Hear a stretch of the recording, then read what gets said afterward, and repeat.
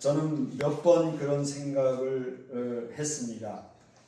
제가 생각했다기보다는 그런 생각이 들더라고요. 어떤 생각이냐 하면 오늘 이 시간에 여기 와서 예배를 드리고 말씀을 전하는데 제가 말씀을 전하는 이 시간에 말투와 또 이 내용과 또 억양 이런 여러 가지 여러분에게 전달되어지는 그 정서가 여러분에게 어떻게 임하게 될까 그런 신경이 쓰이더라고요. 그래서 제가 이걸 생각하기보다는 그런 생각이 들어서 이제는 제가 생각을 해봤어요. 나는 여러분들 앞에 설교를 잘 하고 있는가? 나는 어떻게 설교를 하고 있는가? 우리 환우 성도 여러분들에게 적당한 설교를, 적절한 설교를 잘 하고 있는가? 그런 생각을 해보게 되었어요.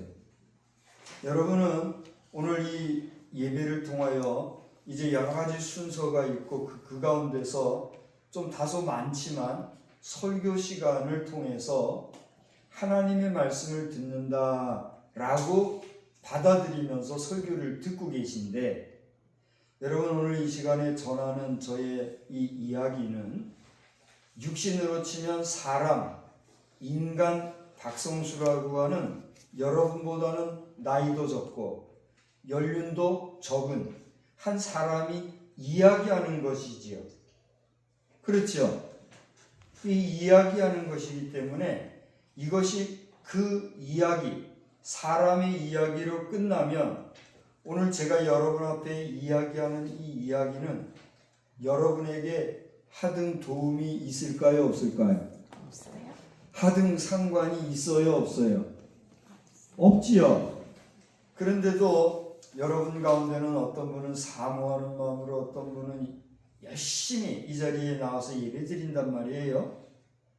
그러면 오늘 이 시간에 이야기하는 저의 이야기는 무슨 이야기인가? 저는 거기에 대해서 상당한 책임감과 무거운 중압감을 가지고 있어요. 이해가 되세요? 이해가 안 되시죠? 어떻게 이해가 되겠어요?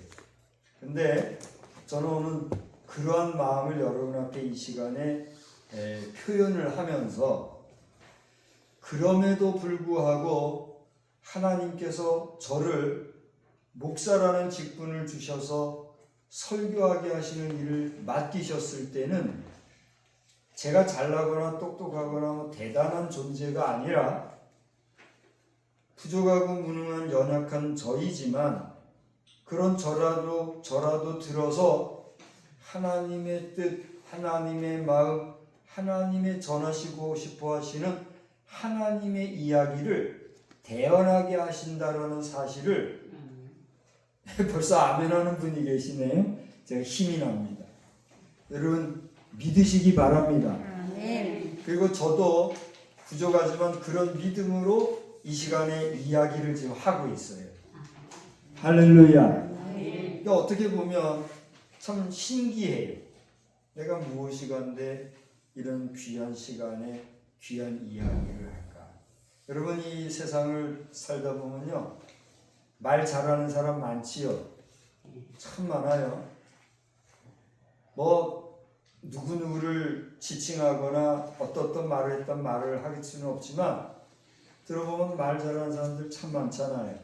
근데 그들이 하는 말에 비하면 저의 말, 저의 이야기는 재미도 없고 대부분이 말 그대로 설교조예요. 그죠?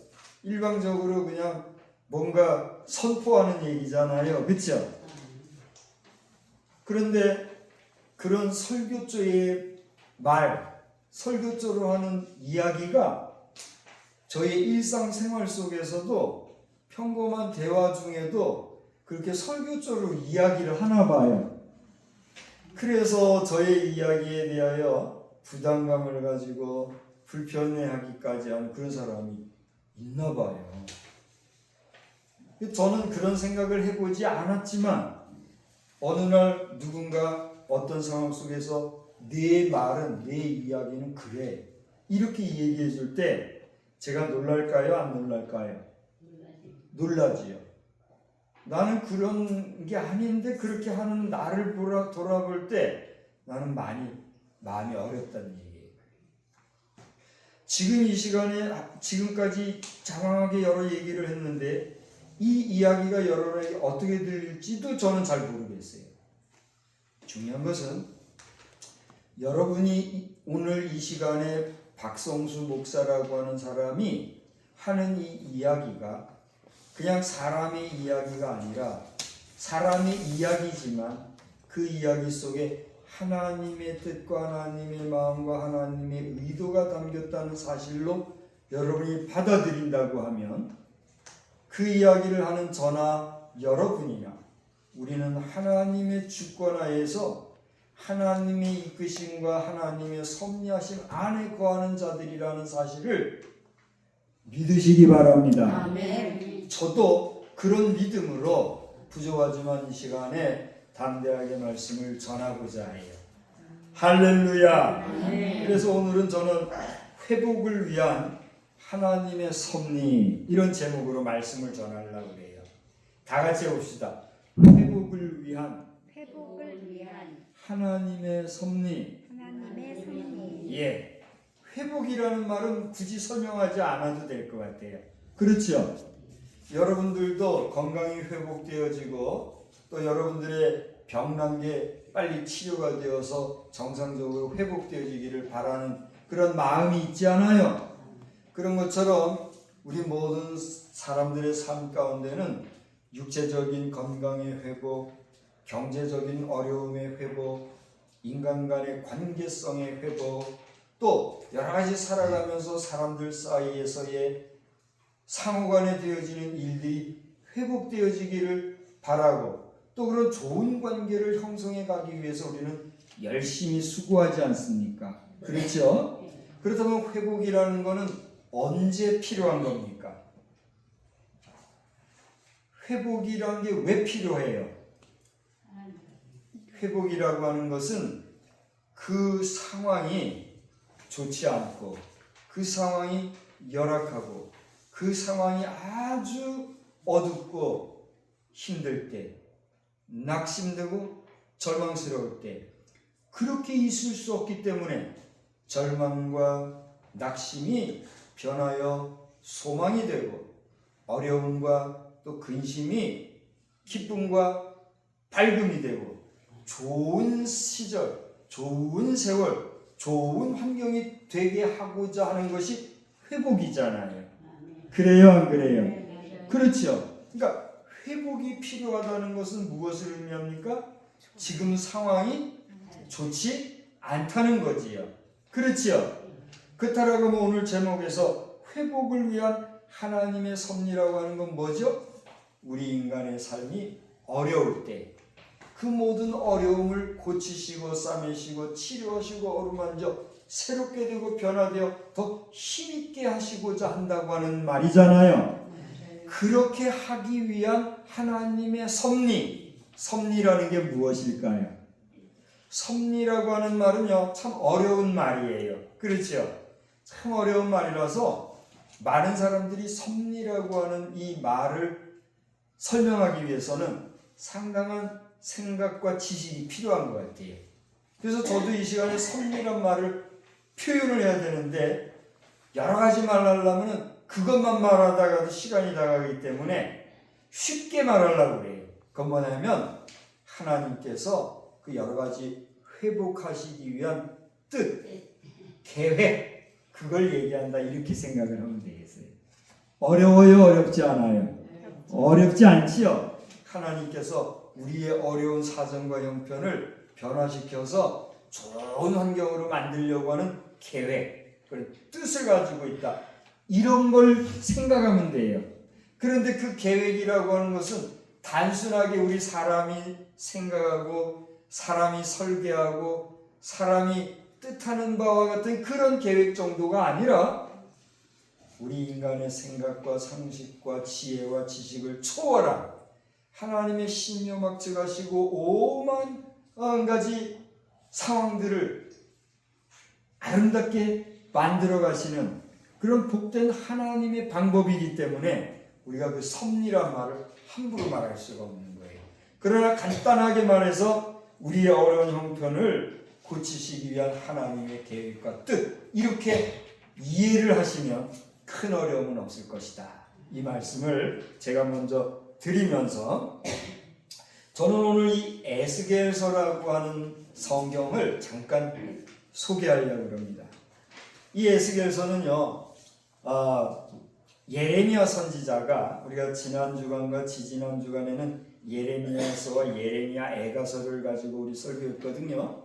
근데 이 예레미야 선지자는 민족을 위해, 동포를 위해, 결의를 위해 정말 애국심이 투철한 선지자였던 것 같아요. 그렇기 때문에 늘 나라를 위해서 염려하고 기도했던 선지자인데, 이 예레미야 선지자가 BC 6세기 말, 그러니까 우리나라로서 치면은 삼국시대예요. 삼국시대 중에서도 고구려, 백제, 신라 이런 삼국이 있었는데 그 중에서도 신라가 제일 왕성하게 활동하던 그 어간에 이 이스라엘에 있었던 이야기란 말이에요. 이 당시에 예레미야 선지자가 이스라엘 백성들을 향하여서 눈물로 예언 활동을 했어요. 너희들 하나님 앞에서 바로 살아야 된다. 너희들 생각을 바로 해야 된다. 너희들이 경건하게 살아야 된다. 너희들 죄 짓지 말아야 된다. 너희 음란과 또 악행을 범하지 말아야 된다. 너희들 지금같이 살면 반드시 망한다. 그거를 예레미야 선지자가 그렇게 얘기를 했어요. 근데도 변하지 아니하는 이스라엘 백성들로 인하여 하나님께서는 당시에 바벨론이라고 하는 주변의 큰 나라를 통해서 이스라엘 백성을 망하게 해버렸어요. 여러분, 우리나라가 일본을 가지고 여러 말 하는데, 그리고 지금까지도 일본을 원망하고 과거사를 가지고 그냥 못된 정치적 활동하는 사람들이 있는데, 그게 저 북한 공산주의자들이 대표적이에요. 안 그런 것 같아도 일본을 교묘하게 이용해 먹는 아주 나쁜 사람들이에요. 그리고 우리 대한민국 안에서도 일본에 대해서 그렇게 한 사람들이 있는데, 중요한 건 뭐냐면 지금에 와서 일본과의 관계를 뭐 어쩌고저쩌고 말할 필요는 없고, 그 당시 우리나라 형편이라는 게 어땠는가. 누가 뭐라고 해도, 누가 아니라 하여도 왕권이 어떻게 됐어요? 왕권이 비실비실 거렸어요. 그 당시에 관료들이 어떻게 했어요? 지 뱃속만 차렸던 거예요. 그리고 백성들은 어떻게 살았어요? 그지 상그지로 살았던 거예요. 그게 저 조선조 말의 시대란 말이에요. 그러니 나라가 힘이 있겠어요, 없겠어요? 나라가 힘이 없으니까 그 꼴을 바라보고 있던 일본이 그 나라 잡아먹기 좋아요, 안 좋아요? 좋죠. 그래서 잡혀먹은 거예요. 누구를 원망하냐 말이에요. 그럼에도 불구하고 주권이 찬탈되어 그 일제로부터 우리가 독립해야 된다고 하는 의사, 열사, 애국지사들이 있었기 때문에 그나마라도 일제에서 해방되었으니 감사한 일이에요, 안 감사한 일이에요? 감사한 일이에요. 내 나라가 일본에 빼앗긴 거 누구를 원망하냐 말이에요. 제대로 안 산 우리 자신을 욕해야지. 그래요? 그래요. 근데 지금에 와서까지 어쩌고저쩌고 하면서 그 사람들 가만히 보면 어떤 사람들이요? 여전히 자기 배속만 채리는 것들이요. 사람이라고도 할 수 없어요. 것들이에요, 것들. 그러면서 지금도 국제관계에서 한일관계를 오염시키려고 여론 주변에 그런 사람들 보이면 욕을 바가지로 해주세요. 그따위로 살려면 니들 한국 떠나서 뭐 니들 좋은 나라 가서 살아 그러면 되지 왜 여기서 지랄이야 지랄. 제가 여기 지랄이라는 말을 의도적으로 썼어요. 설교하면서 이런 말하면 좀 멋이한데 뭐 하도 그런 소리를 많이 하니까 내가 그냥 하는 거예요. 예, 이해를 하십시오. 담대하게 하세요. 담대하게. 그렇다고 일본에게 뭐 어쩌고 하자 이런 게 아니라 일본이라는 나라를 그렇게 했다가는 곤란한 거예요. 어쨌건지 간에 나라가 국민이 백성이 왕권이 그렇게 추락할 때는 하나님이 가만두시지 않는 거예요. 왜 가만 안 두셨을까요? 왜 이스라엘 백성들이 이렇게 비실비실거리고 더럽게 살고 그래 다른 나라 가가지고 침략당하고 그렇게 그거를 하나님이 왜 가만히 안 두시고 그 역사하셨을까요? 사랑하기 때문에. 사랑하기 때문에. 여러분 자식이 말이에요. 여러분 자식이 술 먹고 담배 피우고 오입질하고 가서 도둑질하고 나쁜 짓 하고 산다. 부모로서 그걸 몰랐으면 모를까. 그거 알면 그거 어떻게 해야 되겠어요? 어떻게든지 그 자식 바로 잡아야 되는 거 아니에요? 그래요, 안 그래요? 그래. 왜 그래요? 자식이 뭐 지 하든 말든 뭐 다 큰 자식 뭐 지가 알아서 도둑질을 하든 말든 강도짓을 하든 말든 그 지가 알아서 살아야지 어떻게. 그 놔둬도 될 걸 부모의 마음이 그 자식 바로 되기를 오매 불만 바라는 거 왜 그래요? 왜? 하나님의 자녀이기 때문에. 하나님의 자식, 내 자식, 내 사랑하는 자기 때문에 그래요. 내가 안 사랑하고 내 자식 아니면 그럴 필요 있어요? 없어요? 필요 없잖아요. 그러든가 말든가 너는 너 나는 나 그렇게 살면 되는 거죠. 그죠? 그러나 내 자식이기에 내 사랑하는 나의 백성이기 때문에 우리가 관여하잖아요. 마찬가지로 하나님께서는 이스라엘 백성들이 그렇게 죄 짓는 걸 죄 가지고는 하나님과 한 백성이 될 수 없기에 죄를 가지고는 하나님이 함께 할 수 없기 때문에 에덴 동산에서 아담과 하와가 왜 쫓겨났을까요? 죄 졌기 때문에. 하나님이 먹지 말라는 별것 아닌 거 선악과 하나 따먹은 그것 때문에.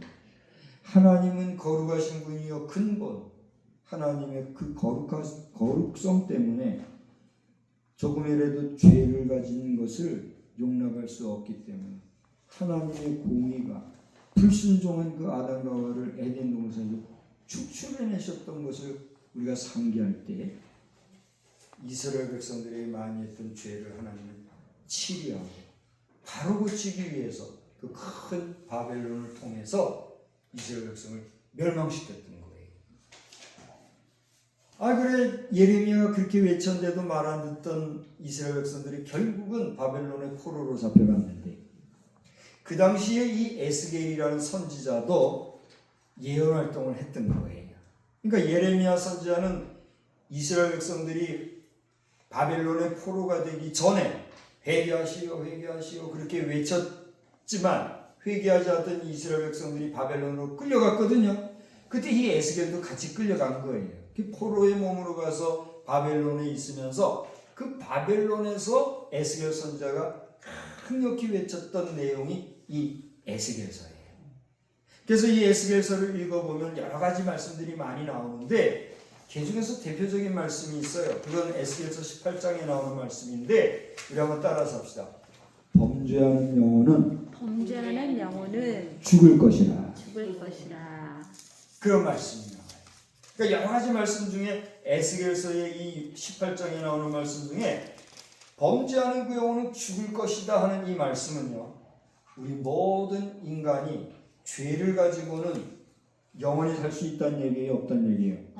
영원히 살 수 없다는 얘기예요. 그런 면에서 오늘 여기 설교하는 저도 영원히 살 수 있어요? 없어요? 끔뻑끔뻑만 하지 마시고 대답 좀 해봐요. 영원히 살 수가 없으면 내가 지은 뭐가 있기 때문에 죄가 있기 때문에. 그럼 내 죄가 뭘까? 여러분 제가 지은 죄가 뭔지 아세요? 모르세요? 얽게 무효한 것입니다. 모르죠? 그러나 여러분은 모를지라도 나는 알고 나는 몰라도 죄를 내가 진지 안 진지 나는 모르는 죄 지을 때 있어요? 없어요? 있어요. 친구하고 동무하고 여러 주변 사람들과도 재밌게 얘기하다가 큰 지랄이요. 지랄이 뭐예요? 지랄이라는 말하는 것도 그거 잘하는 말이에요? 못하는 말이에요? 못하는 말이에요. 굳이 따지면 그것도 뭐예요? 말에 죄를 지은 거예요. 이거 무슨 얘기냐면 우리가 죄를 지면서도 그게 죄인지 모른지 알지도 못하고 짓는 죄가 있어요, 없어요? 있어요. 있단 말이에요. 그러니까 우리 인간이라는 존재는 존재한 그 자체가 뭐예요?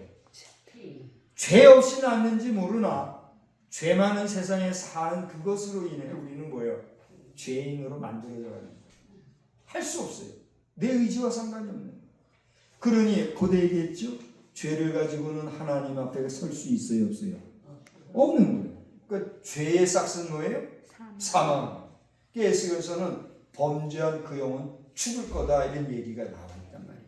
그런데 그 죄를 짓는데 나는 사법적으로나 실제 물리적으로 죄를 짓지 않았는데 나는 죄를 짓지 않았지만 나로 인하여 내 자식이 죽는다면 그거 돼요, 안 돼요?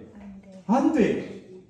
그래서 에스겔서에서 철저한 법칙이 있는데 그건 뭐냐면 범죄한 영혼은 죽을 것인데 각 사람이 자기의 죄로 인하여 자기가 죽을 것이다. 그런 얘기가 나와요. 이게 무슨 얘기냐면 우리가 이 세상 살아가다 보면 연좌제라는 게 있어요. 연좌제라는 거 들어보셨죠? 네. 연좌제가 뭐예요? 내가 죄지면 나 때문에 내 자식도 내 손자도 내 사돈의 팔촌도 뭐 구촌까지도 싹 다 죽인대요. 이게 말이에요, 막걸리예요? 막걸리 한 잔한 정신병자들이 하는 주장이 연좌제예요, 연좌제. 그게 어디에서 벌어지고 있어요? 불과 얼마 안 되는 저 북한 공산 괴뢰도당 공산주의자들 세계 그게 이때잖아요. 죄는 이 사람이 졌는데 그 사람 때문에 아버지, 어머니, 딸, 아들, 자식, 손자, 사돈의 팔촌까지 너 얘가 지은 죄 때문에 너도 죽는 거요? 그러면서 잡아다가 죽이든지 아우지 타는 모양 갖다 끌어냈든지 한다고 하니 그게 사람 사는 세상이에요.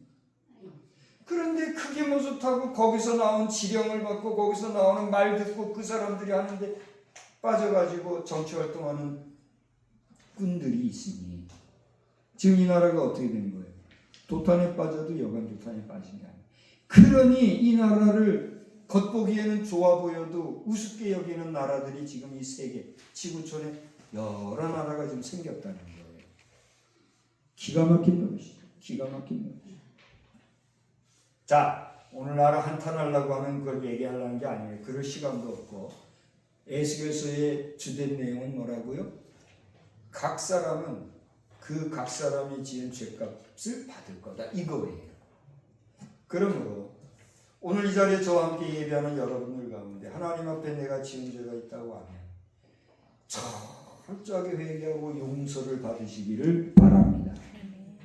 더 나아가 하나님께는 회개하고 용서를 구하는 자에게는 의롭으시고 미쁘셔서 우리의 죄를 용서해 주시는 하나님이시라는 사실을 또한 믿으시기 바랍니다. 그때 여러분의 죄는 맑게 씻어질 뿐만이 아니라 여러분이 죄를 지었다 할지라도 그 죄가 여러분의 자녀 손에게 임하지 않게 되기를 주의 이름으로 축원합니다. 더 나아가 여러분의 자녀 손들도 예수 안에서 죄와 상관없이 하나님과 더불어 거룩하게 살아가는 복된 자녀들이 다 되시기를 주의 이름으로 축원합니다. 그렇게 이스라엘 백성이 도탄에 빠지고 많은 사람들이 죽음을 당하여 저 에스골 골짜기에 떨어졌을 때 하나님께서는 그 죽음의 골짜기에 뼈만 항상한 뼈들에게 그들을 불러일으켜서 그들을 회복시켜서 하나님의 선한 군대를 만들겠다 하는 이야기가 오늘 우리가 읽은 본문의 내용이에요. 이제 마치려고 합니다. 여러분 사람이 죽고 나면요 어떻게 돼요? 우리 화장은 얘기하지 마십시다. 화장은 얘기하지 말고 그거는 뭐 안 믿는 사람들이니까 말하지 말고 사람이 죽으면 매장을 합니다. 매장을 하면 땅속에서 어떻게 돼요? 우리가 알기로는 썩잖아요. 썩는다는 건 무슨 얘기예요? 우리 이런 피부는 다 어떻게 돼요? 다 사그라져요. 그죠? 뭐 과학적으로는 미생물이 와서 뜯어먹는다고 하는데 그런 생각할 것도 없고 다 사라져요. 그러면 이제 뭐만 남아요? 뼈다구 보이세요? 이제 해골 보이세요? 그냥 백골만 남잖아요. 그죠? 그럼 뼈만 남은 그게 시신이에요. 시신이 할 수 있는 게 뭐가 있어요? 아무것도 없잖아요. 그냥 그대로 그냥 뻣뻣하게 굳어 있잖아요. 생명이 있어요, 없어요? 생명이 없잖아요. 그 생명 없는 뼈들에게 하나님께서는 명하여 일어나라 하니 그 뼈들이 일어나 다시 살이 붙고 생기가 나서 하나님의 이름을 위한 용사가 된다는 그런 내용이 쓰여 있습니다. 무슨 얘기입니까? 우리의 삶이, 여러분의 삶이, 나의 삶이 이런 마른 뼈와 같이 아무런 힘도 없고 능도 없고 죽은 것 같은 죽은 자와 방불한 그런 존재로 여기 있다 할지라도 누구의 생기가 우리에게 임하면, 누가 회복해 주시는 힘이 우리에게 임하시면, 누가 우리를 도우시면, 하나님이 우리를 도우시면 마른 뼈와 같은 우리도 일어나 주를 위하여 일할 능력 있는 용사가 될 줄 믿으시기 바랍니다. 여러분 연세가 얼마입니까? 80이에요? 90이에요? 내일 모레 갈 거라서 나는 틀렸다고요? 그런 생각이 여러분에 드신다 할지라도 단 하루, 아니 단 몇 시간을 내가 생존하여 이 땅에 있을 수밖에 없는 존재라 할지라도 그 남은 여생 하나님이 주시는 생기를 회복하여 주의 영광 위하여 힘있게 일하다가 주님 앞에 설 수 있는 믿음의 복병, 믿음의 용사, 믿음의 하나님의 자녀 다 되시기를 주의 이름으로 축원합니다. 축원합니다. 좋으신 하나님, 마른 뼈